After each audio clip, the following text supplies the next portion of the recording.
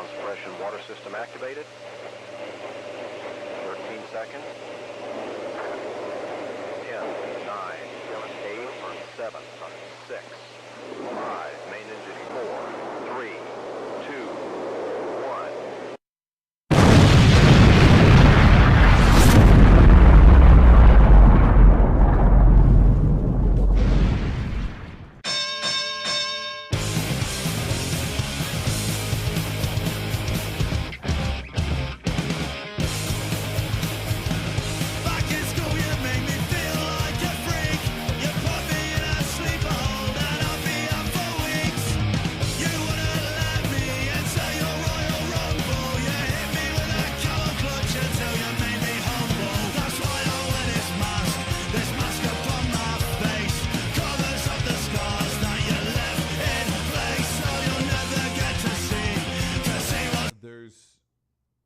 Somebody always says something, like Shawn Michaels has a lot of good and bad things said about him. Same thing with, even Stone Cold Steve Austin, Triple H, whatever. I've never heard anybody say anything bad about Ray Traylor, Big Boss Man. Mm-hmm. Everybody loved him. Everybody did, yeah. I heard he was like a big brother to everybody. He was just nice guy overall. All right, welcome everybody to Ringside Review, the only wrestling podcast in the world.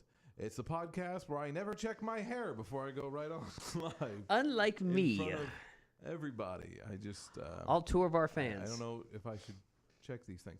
Yes. I'd like to take this moment to introduce the man who death could not beat, the Supermark himself, Seth Holbrook. Thank you. With the obnoxious Corey Graves. Thank you. Yes, thank you very much. Thank you very much. I'm actually going to ask you to do that from now on. It's so stupid. It is when he does that. When Corey Graves does that little, he does that prayer. It's like thank you very much. I'm very Johnny Depp right now. I thank you. I thank you. I hope I don't get the orc. I thank you. Okay, stop that. And I'd like to introduce... You're going to have to dye your hair his color, too. Oh, God, no. I already dyed it once, and that's why my hair looks like this now. And I also like to introduce my co-host and best bro Mance in the world, Mike McBride. I'm not sure I like that. You are. Come on. You're my Cyclops. What can I say? You kind of moved. Hold on. It's kind of weird, right? All right. Seth, you're still alive? Yes, I'm still alive. Damn it. Seth went to the hospital last night. High cholesterol. Again, SVT. Yes. Turns out I'm okay. I'm just like any other white... Did they prescribe you anything for your BP? Yes. No, no. What they did is going to give me some cholesterol pills, lower my cholesterol. My high blood pressure runs in my family, so does heart disease. Like I said, my father had a heart attack a couple of years ago. Don't worry, folks. Vietnam didn't kill him. A heart attack's not going to kill him. Quote from my father. We're going to be okay. I still got a lot to go. So, death, you got 2. Not yet. Not yet. You got 2? He got 2 on me. Not yet. Oh, okay. The third one I'm out, which means I'm going to be doing this, every minute, trying to... But, Mike, how about you? How was your weekend? Well, we did the live talk show at True Love this weekend, which went pretty well. Good. We actually have another one coming up June 3rd. If you live in the Waco area, or you just or maybe you're going to see the Silos sometime soon. Who knows? I don't know. People do that. And you'd like to see a live talk show that won't be televised anytime soon. You can go to True Love on June 3rd. That's a Sunday night at 7:30. We do the talk show. Yeah. I like to take this moment before we get started because we got a lot of big news. Yeah, we do. The world of wrestling news never takes a break. But we have a huge guest, one of the most iconic figures in wrestling history with us tonight. Our special guest, Sting. The man they call Sting, I should say. That's right. Stinger, as Vader used to say. Yeah. Ladies and gentlemen, Sting. Now, Sting, me and Seth were talking before the show started, and we've always wondered why you had like the catcher, thigh pads on. Why? Can you tell us? He's doing his gimmick. He's a man of few words. Remember, right, yeah. Actions are his words. That was actually his best gimmick. Oh, Crow Sting? Yes. Yeah. Well, before he started talking. Oh. Because there was a long time when he debuted as the Crow Sting, and he just didn't say a word. And he would just hang out in the rafters. That's it. and he would just sort of chill out there. And Well, that was the only reason why you and I would watch WCW. Who was during the Monday Night Wars was the Stinger versus the Sting versus NWO. Yeah. So yeah, when he didn't talk, and then he started going woo. He started cutting promos, and it just kind of just killed the mystique of the character. it did, but it was still good. It was good. And then they did Starrcade with him versus Hogan, and it was just a cluster. It was such a cluster. But I remember us being at Jason's house. Yes. Do you remember the rumors that I think Nick Patrick, the referee, during that match? Yeah. And then Bret Hart came out because they were trying to. I don't want to use the word parody, but they were trying to mimic, I should say, the Survivor Series a month earlier with Bret Hart and Shawn Michaels. Yeah. It was supposed to be it was a bad ref or whatever. Yeah. And it really didn't. And I think Nick Patrick did like if I remember correctly, the spot was he was supposed to do a 3 count really fast. Yeah, fast 3 count because he was an NWO ref. He did like a regular 3 count. Yeah. So it made it look like Sting just lost, and there was no scheming. So yeah, it wasn't good for anybody. Was not good Seth, at all. The big news. There is big news we got to get to. Announced today that SmackDown is heading to Fox in 2019. Yep, Fox 44 here in Waco. You get happy about it? Well, not just here in Waco, but no. What I mean, our station, yeah, all over the place. Yeah, of course. Now, is it Fox or is it Fox Sports, like FS1? That's a good question. I think everybody just assumed it would be Fox, but I really don't know. You know what's interesting about this is for the past couple of years, WWE has had this really good relationship with ESPN. And now they're going to Fox, and ESPN, I would imagine their biggest competitor is Fox Sports. You got to think, right? That's interesting. I was just, I had a friend send me a text that said there was another bidder out there who actually bid higher than Fox. But WWE was nervous to go with them, but they haven't said who that bidder was. And the speculation that it was it might have been a streaming service like Hulu or somebody like that. Yeah, if it was Hulu or something, I just would have been like, Vince, if that was the case, you should have just stayed and have SmackDown and Raw on WWE Network. I don't know how keep it on your stream. WWE would do on, like, if they just broadcast it strictly on a streaming service, because streaming services don't do live, do they? Do they? The only time they do things. Yes, they do, but it's just on special occasions. Whether it's sports like the Super Bowl or the final the World Series, the president talking his presidential. You know it would be great if the highest bidder was really PBS. Oh, that would have been so awesome. Just like all this educational television. Then at night. Welcome to WWE. Yeah. It would have been great. But so is Raw staying with USA? As far as I know, I think they re-signed with USA recently to do Raw, so I think they're there for a while. But I was, of course, there's all sorts of rumors that go on about this. Yeah. And one of them was that this is the best chance we're going to get for Raw to go down to 2 hours if it switches to another network. So hopefully. Knock on wood, it does, because it's going to be weird because, for a short stint on Spike TV or the new TNN or whatever they're calling I remember that. It's always been a USA show, and it would be kind of, it would be funny because Spike TV has changed to Paramount. Yeah, the Paramount. Yeah. It'd be funny if they just went to the Paramount. Oh, it'd be great. It would be interesting. It'd be awesome. So I could watch my Bar Rescue reruns and WWE. That's all the Paramount's good for. So this is just a breaking news story. Mm-hmm. We don't know much about it yet, but hopefully, we'll figure out something soon. I don't know. It's going to be very interesting what happens in the weeks to come. The other big news story that's been going on is that John Cena and Nikki Bella are possibly back together. Oh, Did you hear about this? I heard about it, and I really don't care, but I did read about the story, yes. Apparently, it was a stunt. It was a stunt the whole time just to boost ratings. Have they come out and just admitted it was a stunt? I think they have, but it's unofficially official. stuff like that. You know, if this really is a stunt, this is like, it's not on the same level. No, it's not. It's not the Neville level. You know where I'm going with this. Just let me finish the sentence.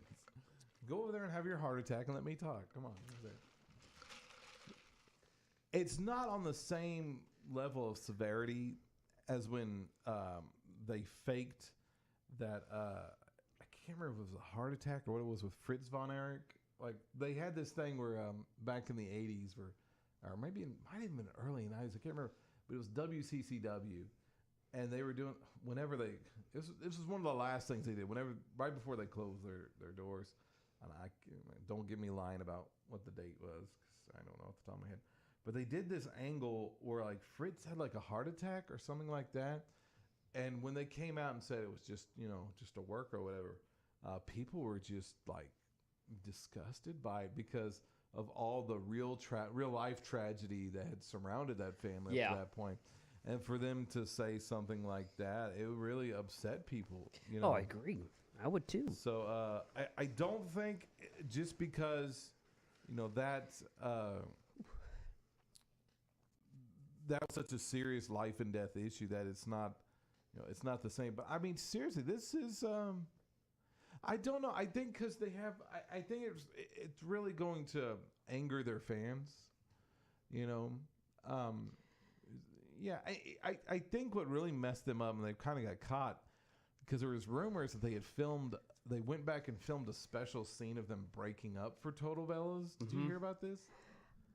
I did, but don't get me wrong. If this was the norm, this would be great. And this is probably the way it should be in wrestling, is that real life and sort of, wrestling kind of intersect, Yeah. And if this was a story, that would be awesome, because it had us all fooled, and it's been, and when WWE wrestling or even WWE has us fooled, it's at this point in time, that it's an amazing thing.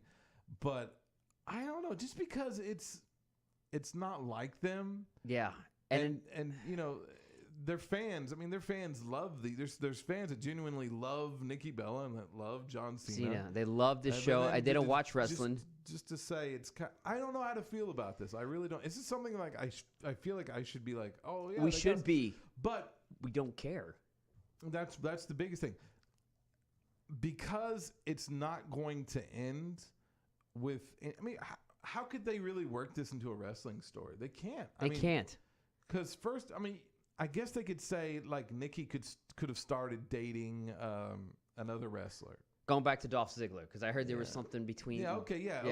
And then there's a new story between Ziggler and Cena that can emerge from that. Or what was it? They said Carmella and Cena hooked up. Yeah, they did hook up one time. Yeah. So and I guess they could do something with that. Carmella so they're trying to Nikki. I don't know. They're trying to kayfabe their reality show. If it leads to something, that would be okay, because they had us all fooled. If that's the case, who knows if this really is a work? We don't have that confirmed. So. We can't confirm yet, deny at the same time. I really hope that they are still together. To be honest with all truth, I really don't care. I don't care. That's why about these two, like, oh my God, how could you watch wrestling? Yeah, you're right. I watch wrestling. I don't watch reality TV script stuff. Yes, I know it's kind of contradicting what I'm saying about watching professional wrestling, but it's just that whole that's more fake than what we watch. It's just story-wise. I don't care about two alpha people who have everything in the world, okay, Seth, and they just calm down. Sorry. Just You would have loved the show this past Friday, because I had Brian, one of our panel members for the Michael McBride show with Michael McBride, which can be seen on this Facebook page every Friday night, unless we don't feel like doing it, at 11. Which is every Friday night, but they do it anyway. For real. You're sadists. He was explaining to me that wrestling was fake. And I didn't really answer him, because honestly, it's just one of those things where I'm just like, it's kind of the bane of a wrestling fan's existence. It's every once in a while we'll come across somebody that'll be like, it's fake, right? And you just want to pop them in the mouth. So hard. I mean, it's just like, and you want to say, is that fake? Really? Is that fake? So I was already just just angry at other things that were going on Yeah, that night. yeah. Oh, go ahead. But at that point, I was like, I'm not gonna sit here and try to explain to a non-fan why I watch it, and still, but actually realize it's fake, But or excuse me, not fake, but Not fake. Scripted. Stunts still go on. You have to be in top tip physical shape for all this. You just can't be somewhere else. It's a form of entertainment. It is, but it's still. Yeah, you either get it or you don't. Yeah. And I gotta admit, there was a while. There's been a couple of stints in my life where I just was fed up with wrestling for one reason or the other, and I just didn't get it anymore. But then I got it again. So yeah. You can. By the way, if you're a wrestling fan out there and you've never lost it, it can happen. But don't worry, you can always get back. It happens. It happens all the time. Her line's receding. This is. Mine looks terrible. You can see right here. I got the Bill Murray thing going on. This is what people want to hear.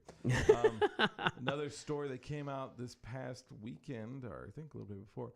Big Cass is apparently hurt again. Did you hear this? I saw this. It was in Germany. I saw the footage. It was a live show with him and Daniel Bryant. And when he fell over the top rope, he landed on his bad knee again. That was supposed to be repaired and good to go. And he's like cussing at himself out loud, like mother, out, and he's just like hitting the mat while he's on the ground, and he just can't walk. Is this a work though? Because isn't this the same knee that Daniel Bryan's been working on TV? Yes, it is. But you know the difference between. I don't know. This could be a work. I don't think it is. I don't think it is. Who knows? We'll see in the. Probably by tomorrow we'll They'd say they haven't said anything about the highlights or what's going to happen on SmackDown tomorrow. Moving on to our next story. I read online where Vince McMahon, because I know him personally. Vinnie Mac is not currently happy with Kevin Owens' physical condition right now, which is funny because he's been in the same physical condition for the past few years. Since day one in the WWE.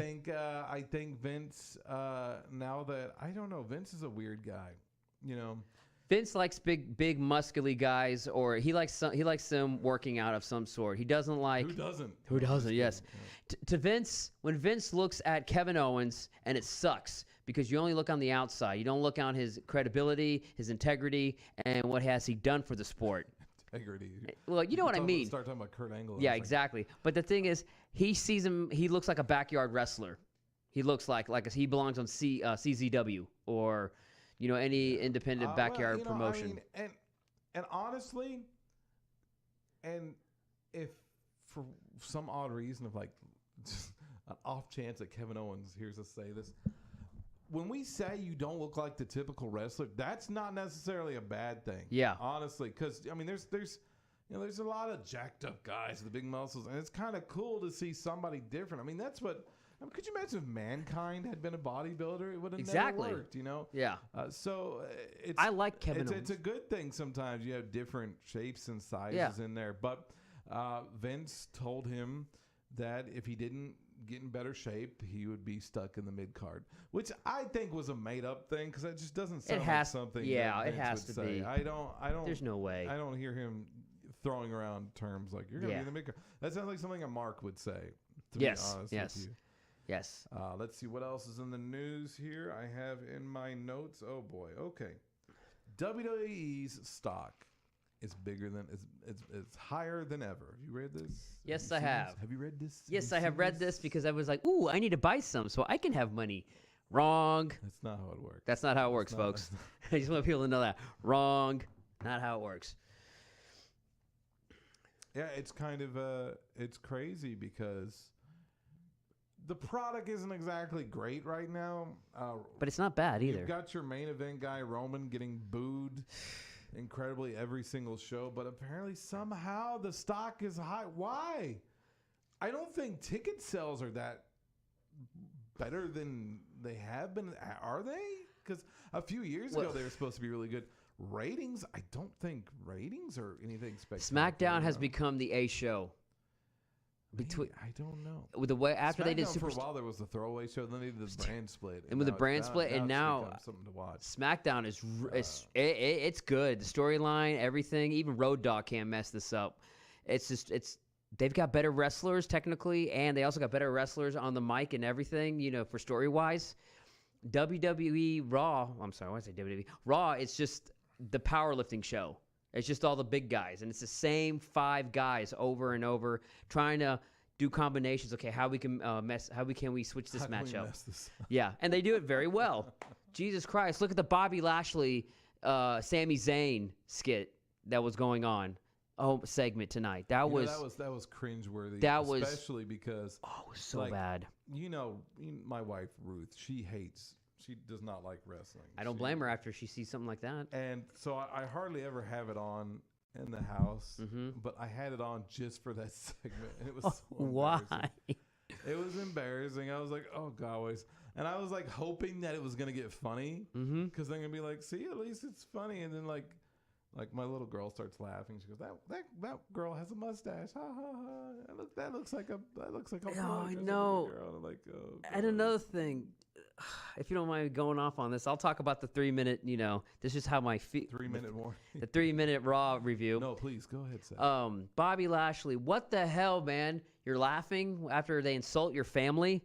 That's the first thing I texted you too. Same here. I text you at the same time. High-fiving fans. High-fiving, and they just made fun of your family and your credibility in the military and everything. I mean, come on, man. You run in there, you spear them all, you do your finisher on them, which is what it's called, a Dominator something. It is. It's like the Dominator, and then he throws them over his shoulder, kind of like an F5. But it's just. Oh man, the writing on that part. Whoever produced that segment, they got to do something with him while they're treading water toward Brock Lesnar. Yes, that's basically what's going on right now. Yeah. Oh man, and that show. When it comes to the championship status of that show, it is so wow. I don't know. I guess Seth Rollins is the Raw champion, while like AJ Styles is the champion for SmackDown. Somebody had tweeted out, and I wish I could have shared the tweet because it was such a it summed up everything so great. I said, here are the current storylines that are going on. It was like Roman, Jinder Mahal. It was like was it like Kevin Owens, Seth Rollins, maybe Sami Zayn, Bobby Lashley. And it says, and here are how the title picture looks. Universal title, completely absent. WWE title, it's in a story that's been going on since WrestleMania. And then it's like, it was like, ugh, how is this stock so high? Speaking of Styles Nakamura. Yeah. You want to talk about going off on a rant? They did this thing. Did you watch SmackDown at all last week? I watched the AJ Styles and the Nakamura match. So what number match is this between these two since WrestleMania? I believe 5. Yeah, because they wrestled at WrestleMania. Then at the greatest, bestest Royalist Rumble, and then at Backlash, which Jinder Mahal had backrash. That's wrong. Because of steroids. And was there another one? They had tag matches. Yeah, tag match. They don't count. They don't count. But their singles is their 4th. Yeah. So this is at least 4. At least 4. I don't know. Might have been 5.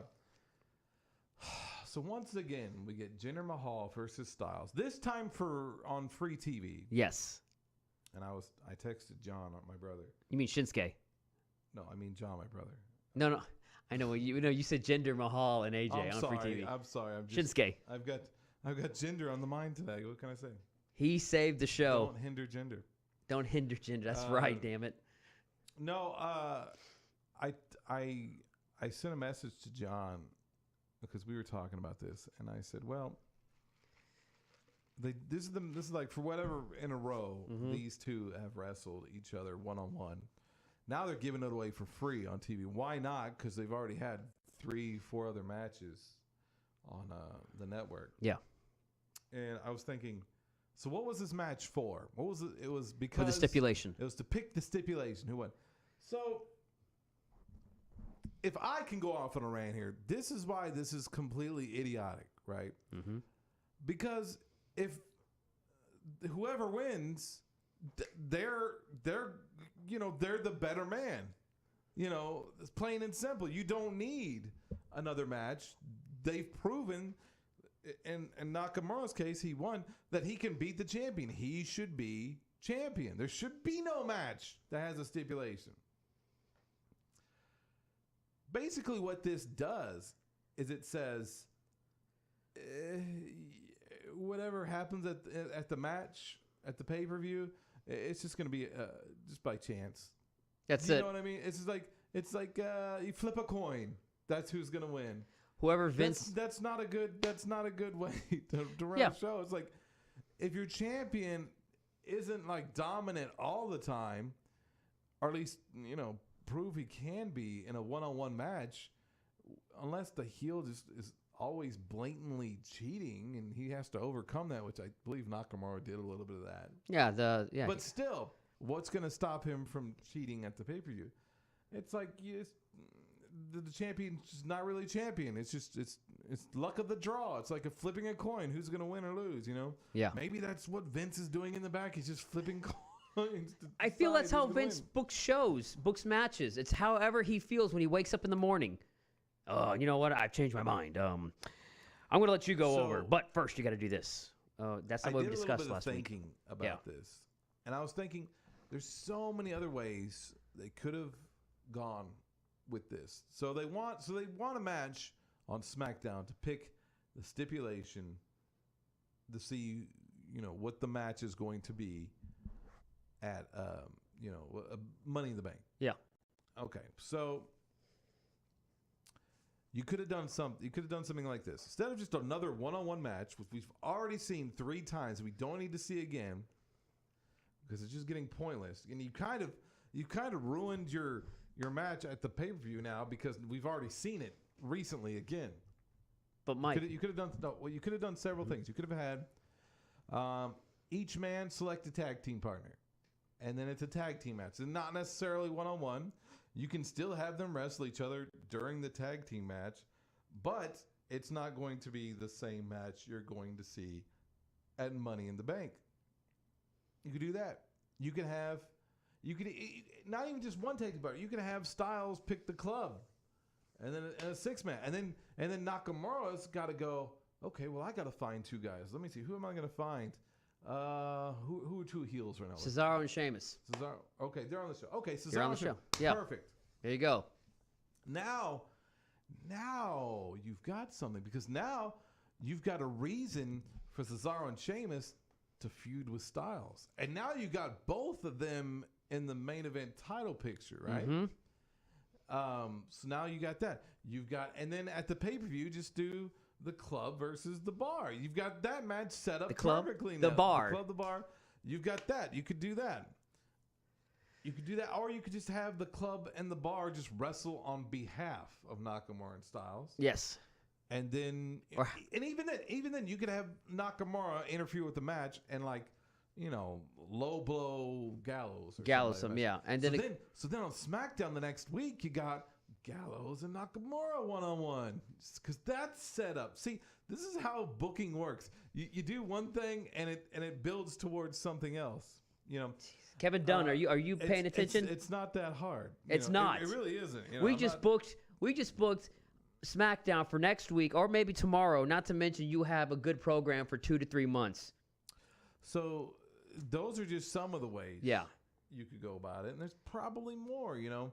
But instead they have this. They go for the lazy part. And another reason why they do it, because they think the WWE universe, the audience, I'm going to say it, they think we're stupid.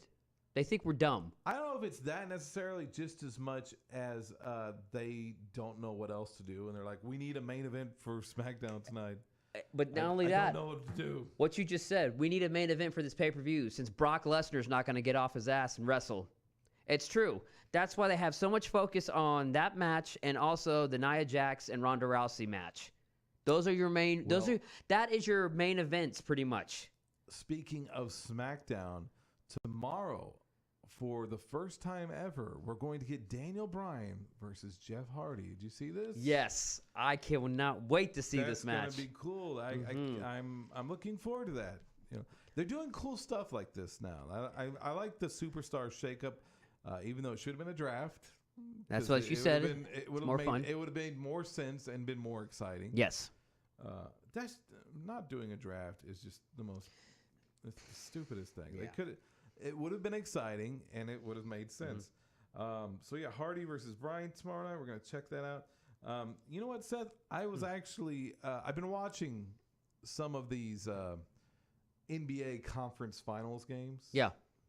And they do this weird thing when they present NBA games where they wait for the action to stop and then they do a commercial break. Really? It's weird, right? They don't just stop right in the middle of like a match, like during the game, and they do this in football too. Have you ever noticed? Like NFL and college, they do this. They wait for the play to be over with, and then they go to commercial break. I hear they do something with baseball. baseball. Just do a commercial break. Baseball doesn't. With they innings. Wait till like the half of the innings over, and then they go to commercial break.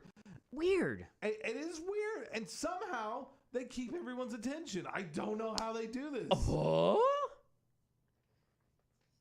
These commercials on Raw are starting to drive me crazy. You see what we're getting at, folks, here? They are starting to just drive me nuts. Maybe this is the reason why I have the heart condition, because I care too much.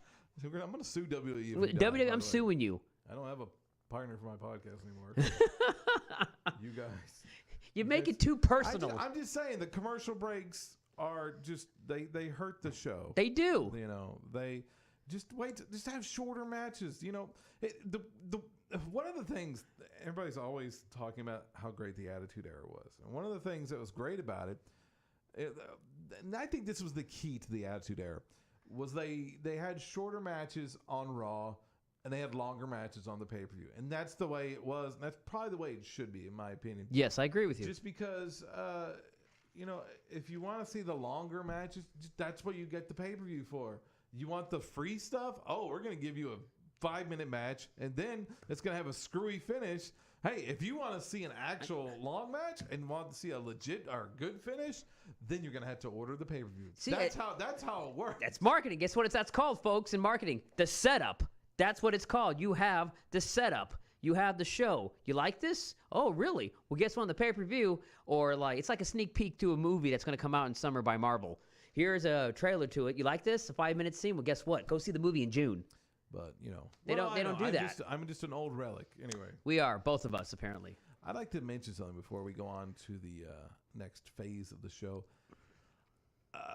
It looks like they're splitting up Owens and Zayn. Oh, God, I know. Which is a shame, because I really feel like they did not get a long enough run as like a heel tag team. Mm-hmm. You know what I mean? Like there could have been so much more. I mean, there was that stuff with Shane that just dragged on for forever.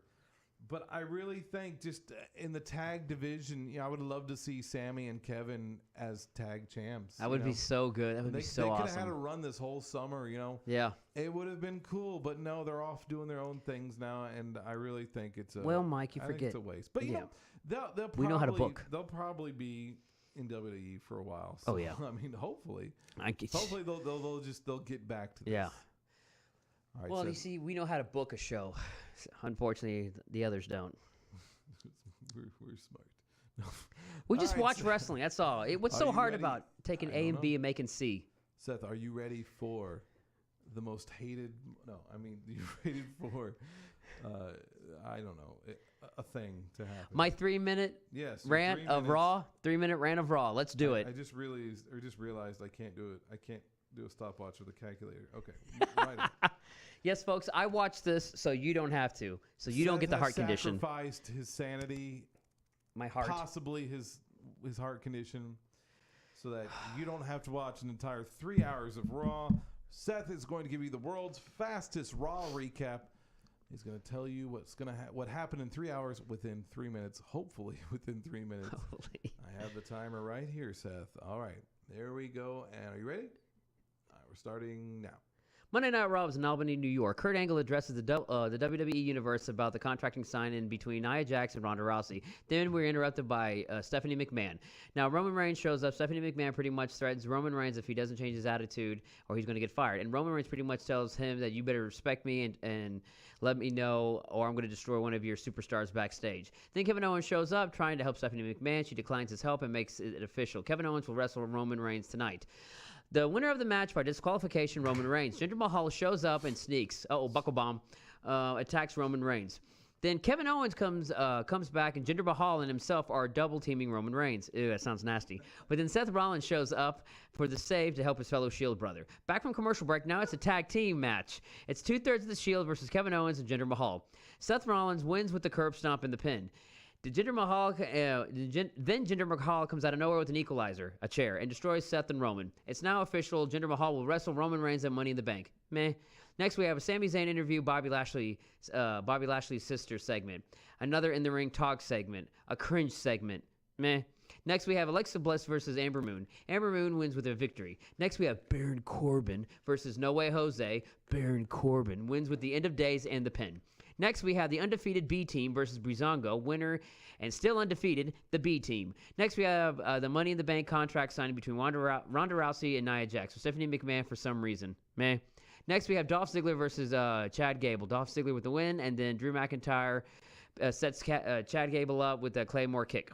Next, we have the Fatal 4-Way Women's Money in the Bank match, qualifying match. Dana Brooke versus Natalya versus Liv Morgan versus Sarah Logan. Winner Natalya, she's now in the Women's Money in the Bank match. Next, we have Elias and Bobby Roode and Glory. Next, we walk with Elias and Bobby Roode is glorious. Winner, Elias. After that, we have Braun Strowman versus Finn Balor, and great match, but Braun Strowman wins. And a sign of respect, he picks up Finn Balor, congratulates him, and that's the end of the show. All right, within 3 minutes. Well, within 3 minutes. Who did Bobby Roode wrestle? You didn't say. Oh, I said next we walk with Elias and Bobby Roode is glorious. Winner, Elias. I just missed it. You went so fast. But there you go. Well, within 3 minutes. What do we do with this 40 seconds of time we have? No, I'm just kidding. Hey, I know what we could do. What is that? What can we do? We could do something. Please never do that again. Sorry. So, thank you, Sting, for helping us. Did you see Sting fall over? Buckle bomb. Yeah, that was the funniest. Right when I cut the camera to it, he just fell over. I'm gonna have to watch that again. It's like he knew, man. Oh boy. Camera adds 10 pounds and it knocked him right over because he's a little guy. You need to take off those what was it? The those, catcher thigh. Catcher, pads. yeah, catcher. All right, Seth, it's time for your favorite part of the show. Oh my God. We do the tweet spot. Tweet time. If you are new to the show, this is the part of the show where we take our favorite tweets from around the internets and we share them with you. Hopefully you'll enjoy this, and hopefully you'll follow all the people Twitter. Their tweets. They're the Twitter house. Follow them. We recommend it, and then tell them Ringside Reviews sent you. Okay, there's the tweet spot. There we go. Hit the music.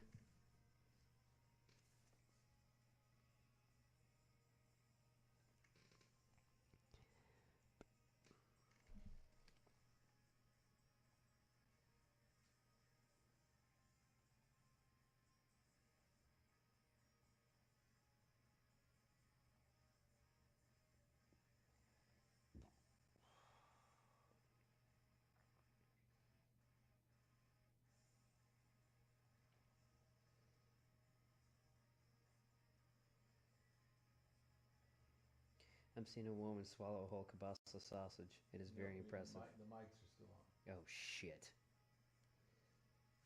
You knew the mics were on. You knew.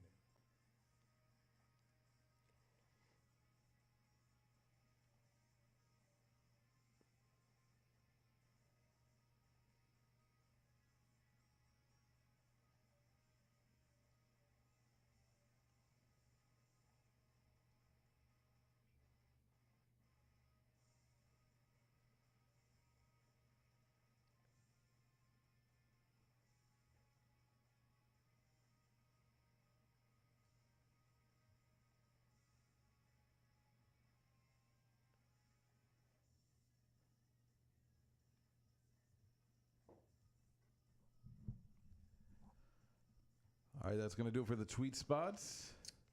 Hope you guys enjoyed that. Actually, I don't care if you enjoyed that. I don't care about anything. No, I'm just kidding. Someone needs a hug. Please don't. Sting's a big fan of the tweet spot. He's actually told us before when he's not on camera that's his favorite. Seth, would you like to know what happened on this day? On this day, I see clearly. Yes, I would like to know what happened on this day. Well, we're going to go I got some boxing history I'd like to share with you. Because it goes all the way back to the year 1891. I was 2 years old. On this day, Peter Jackson, not the film director, but the boxer, and Jim Corbett, not the MST3K guy, but the yeah. Or was that Bill Corbett? I'm sorry, Bill. Jim. I'm sorry. I knew it was a Corbett. Peter Jackson and Jim Corbett, they fought to a draw after 61 rounds.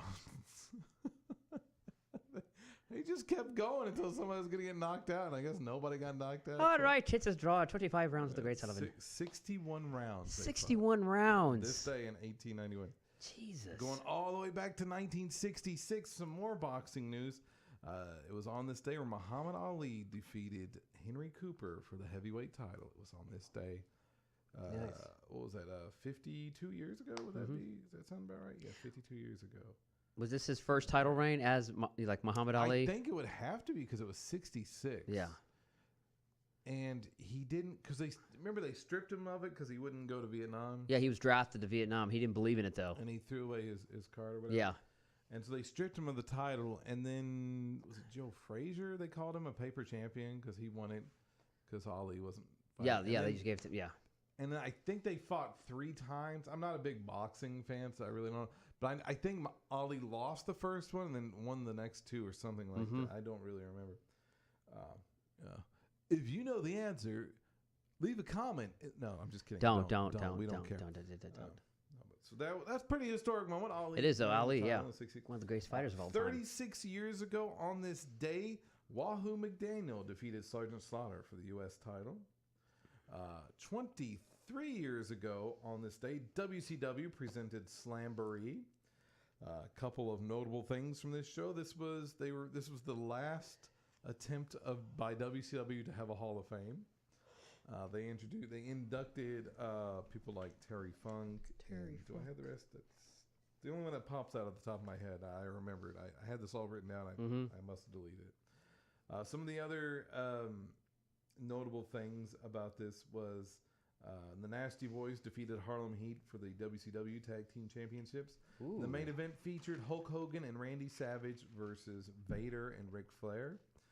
Very Baywatch-esque time. If you ever see that episode of Baywatch where it's Vader and Flair and they're challenging Hogan and Macho Man. Oh God, I saw that. I saw that. Yeah, I thought that was Thunder in Paradise. I guess not. It must have been Baywatch. Okay. It also featured, and this is interesting. Speaking of Wahoo McDaniel, he's had 2 big moments on this day in history.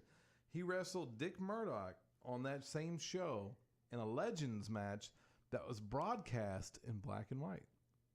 Whoa! Interesting. The match was for that match they just went to a black and white. Nice. To give it that Legends. It was kind of cool. Interesting little bit right there. 18 years ago, the WWF presented Judgment Day. This was the pay-per-view that almost made me stop watching wrestling because it was so boring. I remember that. The main event was Triple H versus The Rock in an Iron Man match. I'm honestly, and then Shawn Michaels was the special guest referee. Yeah, but this was the return of the Undertaker. I was getting to that. This was about where and then the Undertaker shows up as the American Badass, and it's like, okay, wrestling is great again. I remember we saw this pay-per-view. All of us did. We were just like, he pulled up, and like the first shot of him I think they showed was he's on the bike, and he's like, whoa, he's in this duster leather jacket, denimed out with the bandana. He looked cool, and he just came in, he just kicked everybody's ass. It was an awesome moment. It's one of the Undertaker's greatest moments. You know? Yes, I agree. That happened 18 years ago. 1 year later, 17 years ago, Chris Jericho and Chris Benoit, you may remember him as the Murderer, who murdered a child. They won the tag team titles against Triple H and Stone Cold Steve Austin, a.k.a. the two-man power trip. That was also today in history. This match is, of course, memorable because it's the one where Triple H tore his quad and completed the match. He would not be seen again until the following Royal Rumble in January. So that's right. That was the year where the U2 Beautiful Day vignette. It's a beautiful day. He shows back and he beats Jericho for. You know the best part about that is like a couple of months later, like Edge and Christian are talking and they're talking about Triple H and like where's Triple H right now? And Christian's like, I don't know. He's probably just out listening to U2 or something. It's just it's really funny. I love them. Christian's one of my all-time favorites. I love Christian. 12 years ago, WWE presented Judgment Day.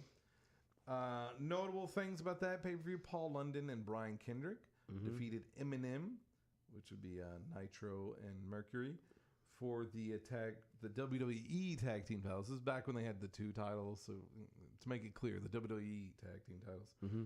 And also on that show, Booker T won the King of the Ring, becoming King Booker. King Booker. And also the Great Khali defeated Undertaker on that show. This was 2006. Wow. The Great Khali was they were trying to make him a big deal. We weren't watching. Yeah, it was pretty sad. The Undertaker put over Great Khali. Yes. Was this during the JBL days? I believe so. When he was champion. Ugh. So it was around Horrible. that time. Well, Horrible. I think this was U.S. champ JBL days. I'm not sure. I can't remember. 11 years ago today, the Dudley Boys opened up their own wrestling school in Florida. This, of course, preceded any time of NXT. But they had They had the big Florida school before anybody else came down there. Of course, they could still work there and also TNA. So it's really close to them. They had a good thing going. They could teach and then, once a month just go to TNA and just, And they record their shows for their season, yeah. 7 years ago today, Ring of Honor was purchased by Sinclair Broadcasting. This was supposed to be the big thing for Ring of Honor was going to go to new heights after this, and no, it didn't really. I vaguely remember this. This is when they were shown on HD Net. I don't think HD Net is a thing anymore. I don't. No, there's HDTV. No, but HD Net. Oh, HD Net. The channel HD yeah, Net. HD Net became Access. Oh yeah, something like that. It became Access, and that's where they show New Japan Wrestling. HD Net back in the. Let me tell you something. 2010. 2010. I don't know if it went back far. Probably 2009. 2010. HD Net was awesome. They'd show replays of Raw and SmackDown and also Ring of Honor. It was a cool thing. I used to love HD Net. It was like the problem was on Saturdays they would just show the Raw and SmackDowns over and over and over. Oh yeah, back to back, over and over. It had nothing. They had no other programming. To watch, 7 years ago today, the Pro Wrestling Hall of Fame in Amsterdam, New York, inducted several inductees, including the original Sheik, Ed Farhatz, Dick the Bruiser, Jerry Lawler, Ivan Koloff, the Road Warriors, Paul Erling, and Vince McMahon. I don't know. I just didn't have time. I was going to see if Vince actually, even showed up. Anybody. I don't think he'd show up, but it's weird to think that someone else put Vince in their Hall of Fame. But I guess Vince is smart enough not to put himself in his own Hall of Fame because that's really like vain, yeah. There. But it's going to happen though. Yeah, but it's going to be after he dies, unfortunately. No, what'll be? I guess if he retired, when he retires finally, but it won't be Vince. It won't be Vince McMahon, the chairman. It'll be the wrestler, Vincent Kennedy McMahon. That type of thing. I think. No, he would go in just for all he's done. But yeah, he's going to be skin and bones, still running back there in the gorilla position, yelling at Michael Cole through a headset. 5 years ago today, Sonny was released from prison. This is funny to Seth for some reason. No, it just reminds me of that Sonny porno. No. But she... all that grunting. Yeah, she was incarcerated because of third-degree burglary and disorderly conduct. So Sonny needs help. And of course, the probably bigger than anything was it was a year ago today. Jinder Mahal won the WWE Championship from Randy Orton, proving that you cannot hinder Jinder. The Jinder. It's been a year. Yeah. You forget how long he held that title. It was until like November. Yeah, he held it for almost the whole month, the whole year, the whole summer to fall. Yeah. And he had a good run. It's just that his opponent was Randy Orton, a.k.a. Mr. Boring. It just got tired of it. So it was in the year since he's won it, there's only been one other champion. That's AJ Styles. So there you go. There's consistency. Oh, whoa. WWE has consistency? When it comes to the championship. But, here's the problem with having 2 world titles. It really waters down. It does. It's never worked. It's, because, I don't know. It's like the significance of it is just split in two. Yeah. You know. I still think they should do it the way they used to. 1 champion, 2 shows, and if you're dedicated and you want that spot, as a champion, you go to both shows and you are, challenged by both rosters. It would mean more if there wasn't an Intercontinental and U.S. title also out there. Yeah. Because now, I personally think there's just too many titles. The secondary titles, the mid-card titles, as they call them. You know why they were originally invented? Back in the the U.S. title, and then there was, of course, the North American title. Yes. They were developed in the territory days because they had one NWA champ who would just travel to the territories and wrestle whoever their local guy was. Yeah. So since this NWA champ couldn't be at every territory on the same weekend, they had to do something else to sort of Ric Flair talked about it. Get people to show up. So they invented the North American champion. They invented the U.S. championship. So then their territory could have a champion, while they waited for the grand champion, the NWA to make his round. Yes, champ to make his round. So and now the U.S. title and the Intercontinental Championship are just kind of there. They're just there. They're there, and I guess there's a little bit of prestige with the lineage of it, but I mean, the U.S. title was normally WCW or Mid Atlantic, while the Intercontinental was WWE, WWF, WWF. It's just, I think they're just running it. They have too many people on the roster. And did you hear that they actually stopped the tag team, Money in the Bank? They're not doing that no more. Well, that was a rumor to begin with. They never officially said they were going to do a tag team. Well, that's why they've got the New Day. They just don't know who out of the stable is going to represent for the Money in the Bank. I just the way they're doing it now is good. Yes. When they have both from Raw and SmackDown going forward, and the women's, I honestly don't want to see the women.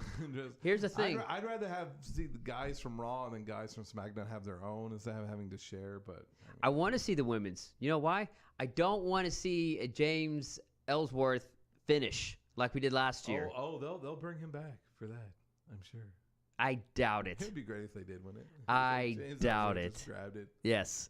What I think, well, it doesn't matter. We'll talk about that later. It doesn't matter what I think, because they still have open slots for all of them. So there's like one more slot for each show.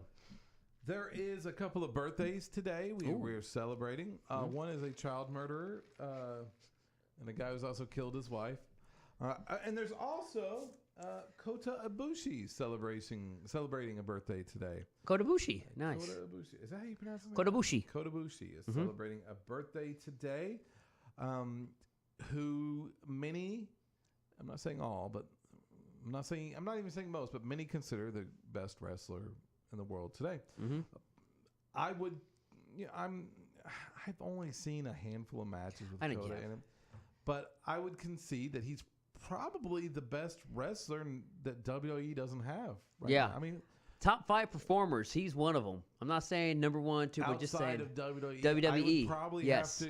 I don't agree with it because okay, I'm not going to go off on Kenny Omega. Not on this show today. If you want to see me go off on Kenny Omega, go to one of our earlier shows. We do. Yes, he's just not. I try, folks. But he's watching his matches, is, but he's still and about this it. has nothing to do with blow up dolls or wrestling little girls. As far as just his wrestling performance, like I watched that supposed 6-star match, and I didn't really see anything special out of Kenny. I watched the Jericho match he had. Yeah. I didn't see anything that special with him. I mean, when we had the wrestler in here. Jan. I keep wanting to say. Yeah. Say Yan. I don't know why. It's because I don't. Is that how you pronounce it? Like the Nordic. Nordic. Yes. Is it Yan? Yan. Okay. So or John or whatever he. The J is silent. Yan. We had him in here, and he pointed out that Kenny actually has some health. It's like a neck or something, and for him to do what he does is pretty amazing. Yes. Which I'll give Kenny credit for that. But all that stuff aside, his silliness in the past, I wouldn't put him in my top 5 like outside WWE just because I don't see anything special with him. Honestly, He's charismatic. He tells a good story, and like you said, this is just from me. From his neck point of view, if he was in WWE, he wouldn't able to wrestle. They wouldn't let him wrestle. After, like Daniel Bryan, they wouldn't let him. But he puts on a good show, and he's just... I don't know how this became about... We were talking about Kota, but... Kota Ibushi, one of the top 5 outside of WWE. Yeah, well, more power to him. So happy birthday to Kota. I know he's got a lot of marks online that are fans of him. So... Will we ever see him in WWE? Have we seen it? Has he been in WWE at some point? I was reading something. I could have sworn. I was looking at his Wikipedia earlier. He might have maybe in the early 90s, late 90s or something. He had like a brief stint. Like late 90s, early 2000s perhaps. Oh, WWE 2016, Ibushi was announced as a participant in the Cruiserweight Classic tournament. This is from the Wikipedia. Oh. Ibushi defeated Sean Malado. Sean Malado. In the first round. Oh, he was in the Cruiserweight Championship. He made his NXT in-ring debut defeating Buddy Murphy at NXT tapings. What happened? Where'd he go? He went to New Japan. Ibushi was paired up with TJ Perkins, who was up for the first round. That's where he's at now. I guess he got a contract. I don't know. He got a contract with New Japan. He's in New Japan. He's on the independent circuit. He's also with Ring of Honor. And New Japan and Ring of Honor have a coexist, trade, wrestlers. Well, that's his homeland, so he probably feels, more comfortable there. I don't blame him whatsoever. So tonight, Seth, we're going to crown something. Was that the only birthday? Something. What? Was that the only birthday? That was the only birthday. Oh, okay. Him and a murderer. Oh, shoot. I just deleted my notes. I had to recently delete it. Here we go. All right. Oh, dear God. But today, Seth, we're going to crown, since it is Money in the Bank season. Yes. We are going to crown the greatest cash-in of all time. Money in the Bank cash-in. You guys are all wrestling fans. You are aware of Money in the Bank and how it works. It's a briefcase, and you go to cash it in. Today, we're going to crown who had the greatest Money in the Bank cash-in of all times, brother. Excellent. And remember, when we say this and it's done, it's canon. I'm just going to go over some of my personal favorites. There have been, I looked it up, and there's been something like 17 or 18 cash-ins. Of course, Raw and SmackDown had their own for a while. Mm-hmm. And then there was the women's had one. So there's been a few. So here's a good. Some of the ones that stick out in my mind the most. First of all, would be Kane when he cashed in on Rey Mysterio later in the nights. Mm-hmm. I think it was Rey versus Jack Swagger. Rey Mysterio versus Jack Swagger. Wow. And Kane just came in and just killed Rey Mysterio. And this was a big thing because it had been almost 10 years or so since he had been a champion, a world champion. Because he had that one night. After King of the Ring. He was champion. And then Stone Cold won it right back. Yep. There was Edge over Cena at New Year's Revolution 2006. This was a landmark one because it was the first cash-in. Yeah. Yeah. It was. Was this the era of the Rated R Superstar? Yeah. The champion? Okay. Mm-hmm. Where he handed the title to Vince himself. And they haven't done it like that since, where it was like he presented it to Vince. It was right after Cena had won in an elimination chamber to make things. So he'd been through a grueling match already, and then Edge comes in and then wins the title. This was one of my first, because I wasn't watching wrestling during the whole Money in the Bank era. I think we've talked about this on the show. Kind of what I call the dead ball era. The for dead me. years. Yeah, it was for you and me both. It was the ruthless. I just skipped the ruthless aggression era. Yeah, it wasn't for personal reasons. Because if I can just be permitted to go into this very briefly, I had trained to become a professional wrestler myself, and then through neck injuries and through other circumstances, I couldn't continue wrestling, and I just had a hard time watching WWE because you knew the business. I was like, I remember watching Jericho was like cutting a promo, and I was like, that's never gonna be me. So I was like, it was depressing. I couldn't watch WWE anymore. So I stopped watching and then got back into it a few years later. But during this time, one of the first ones I remember was in 2010 when the Miz cashed in. That was mine, because nobody thought the Miz would ever be world champion. And here we go, Miz is the world champ. It was the night after Survivor Series 2010. That was cool. Punk did it twice. CM Punk did it twice. Yes, he once did. Against Edge, and then once against Jeff Hardy, which started the whole program with him and Jeff Hardy, which eventually led to Jeff Hardy leaving WWE for TNA.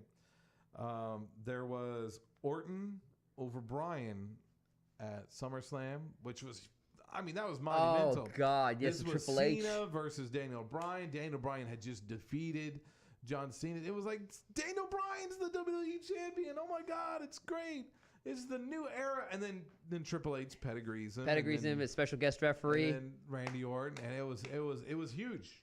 We saw it at Buffalo Wild Wings. Yeah, I believe so. This was huge. It was such a big moment, and but there's been other bigger moments. So we'll get into those.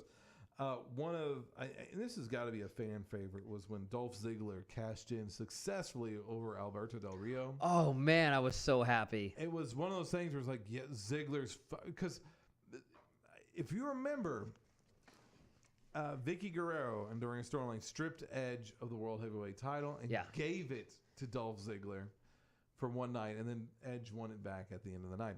And Dolph Ziggler's even said himself he does not consider that a title. Yes. Like, he was never officially a champion. No. Even though in the record books he didn't consider. But this was he really had won it. And even though he had been a heel, and this had a lot to do with it being the night after WrestleMania, he had won the World Heavyweight title, which was crazy. Everyone in the arena just marked out when he won. Huge pop. Yes. Huge pop. Now we're going to get into what I consider the finalists. I got 4 of them. First of all, Daniel Bryan cashing in on the Big Show at TLC 2011. Mm-hmm. This was Daniel Bryan's first ever world title win. 2011, that was a special year for wrestling. That was that was Christian versus Randy Orton. It had that summer feud. That was just great. Some great matches we got out of there. We haven't really seen since that feud is the St. Louis Crab. Remember when Randy Orton broke that? It was like a reverse Boston Crab. Oh, God, yes. Facing the other direction. Uh-huh. I was just thinking about that. We haven't seen that since he wrestled Christian that I can remember. This was, Cena versus this was the debacle that was that WrestleMania 27.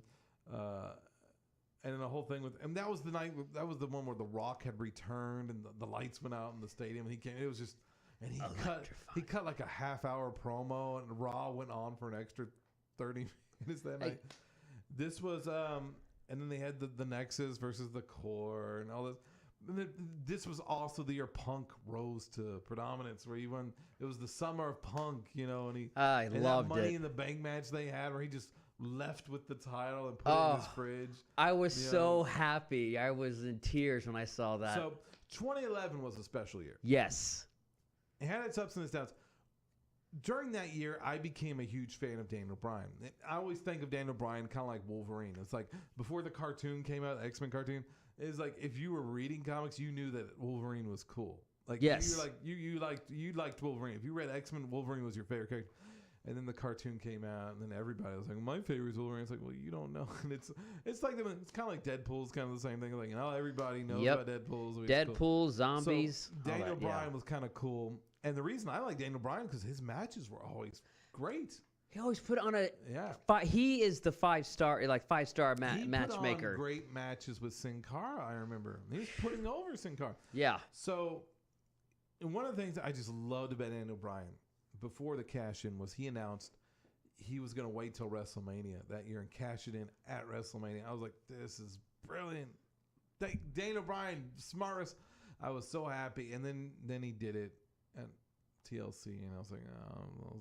But then to see that they used it as a heel turn, okay, it made sense. And even though he was a heel, like the fans still loved it. Even CM Punk brought him out the next night with Zack Ryder. Zack Ryder won the fan favorites are the winners now. Yep. So this was huge, and poor Big Show, he had just beaten Mark Henry for the World Heavyweight title, and then Daniel Bryan comes in, and it was a good story. It was the birth of the Yes movement or the No movement, whatever you want to say.